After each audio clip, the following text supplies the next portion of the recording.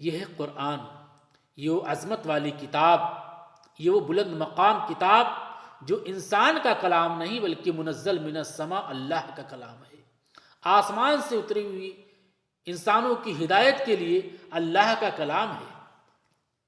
اس میں ذرہ برابر شک و شبہے کی گنجائش نہیں۔ ہمارے لیے مشعل راہ اور منار نور ہے، اور ہمارے ہر مشکل مسئلے کا حل موجود ہے۔ یاد رہے، قرآن صرف ماضی کی داستان نہیں، قرآن صرف گزرے ہوئے زمانے کی کہانی نہیں، نہ ہی یہ صرف کسی گزرے ہوئے زمانے کی یادگار ہے، بلکہ یہ دور حاضر کی بھی کتاب ہے اور قیامت تک کے لیے زندہ پیغام۔ اسے سمجھنا ہوگا، جاننا ہوگا، کیونکہ جب تک ہم قرآن کو اساطیر اولین کہتے رہیں گے کہ یہ صرف اگلوں کی کہانیاں ہیں اور ان واقعات سے نصیحت حاصل نہیں کریں گے، ہم صرف بھکاری رہیں گے۔ جس دن ہم نے قرآن کو حاضرین کی کتاب سمجھ لیا، اس دن ہمارا ذہن بھی حاضر ہو جائے گا۔ اس کتاب میں حکمت نہیں، اس کتاب میں حکمت ہے نہیں، بہت زیادہ حکمت، کتنی اتنی کی عقل تھک جائے اور دل جاگ اٹھے۔ قرآن کو وہی جان سکتا ہے، قرآن کو وہی سمجھ سکتا ہے جس کے پاس قرآن کی سوا کچھ نہ ہو، کیونکہ قرآن اپنے چاہنے والے کے دل میں اپنے سوا کچھ باقی رہنے ہی نہیں دیتا، اور جب دل خالی ہو جائے تب ہی اپنے راز کو کھولتا ہے۔ جی ہاں، یہ پہاڑوں کے اوپر نازل ہونے والی کتاب نہیں ہے، یہ پہاڑوں کے اندر نازل ہونے والی کتاب ہے۔ اس بات کو سمجھنا ہوگا، یہ پہاڑوں کے اوپر نازل ہونے والی کتاب نہیں، یہ پہاڑوں کے اندر نازل ہونے والی کتاب ہے۔ اوپر اور اندر میں بڑا فرق ہوتا ہے، جیسے دماغ اور دل میں فرق ہوتا ہے۔ قرآن کو دل سے اپنانا ہوگا۔ ہم قرآن کو زبان سے معجزہ کہتے ہیں مگر اس کے اعجاز سے واقف نہیں، حالانکہ یہ واقعی معجزہ ہے۔ جب ہم اس کو سمجھ کے ساتھ، جاننے کے ساتھ اس پر عمل بھی کرنے لگیں گے۔ لوگ اس کتاب کو نہیں مانتے مگر اس کتاب کو اپنا آپ منوانا آتا ہے۔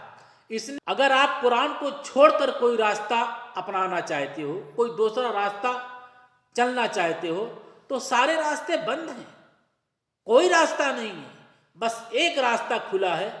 قرآن کہتا ہے میرے اندر آنے کا راستہ، یہ ہدایت کا راستہ، بس یہی ایک راستہ ہے اور کوئی راستہ نہیں۔ اور اگر قرآن کے علاوہ کوئی راستہ تلاش کرنا چاہتے ہو، ہدایت کے علاوہ کسی دوسرے راستے پہ جانا چاہتے ہو، تو وہ ہے دوزخ کی گہرائی کے سوا کوئی دوسرا راستہ نہیں، وہ دوزخ کی گہرائی کا راستہ ہے۔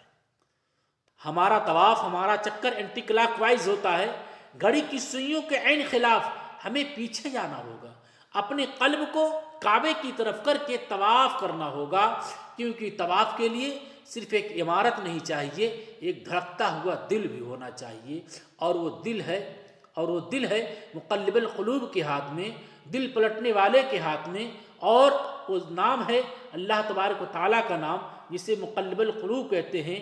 دلوں کو پلٹنے والی ذات وہ اللہ کی ذات ہے۔ ہم زندہ خدا کی عبادت کرتے ہیں، اور اللہ حی و قیوم ہے۔ یہ کائنات ہے، خدا نہیں، یہ دنیا ہے، خدا نہیں، اور کائنات بغیر خدا کے نہیں ہو سکتی۔ ایسا نہیں ہو سکتا کہ کارخانہ موجود ہو، کارخانہ چلانے والا موجود نہ ہو، گھر چل رہا ہو، گھر چلانے والا موجود نہ ہو، تو اتنی بڑی کائنات بغیر خدا کے کیسے ہو سکتی ہے؟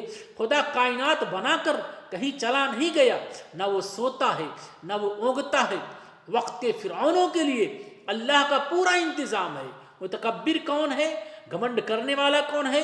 شریر کون ہے؟ ظالم کون ہے؟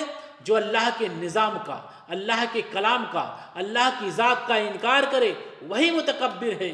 جی ہاں، انقلاب آ سکتا ہے، یاد رکھیے، انقلاب کا مادہ قلب ہے، اور قلب دل کو کہتے ہیں۔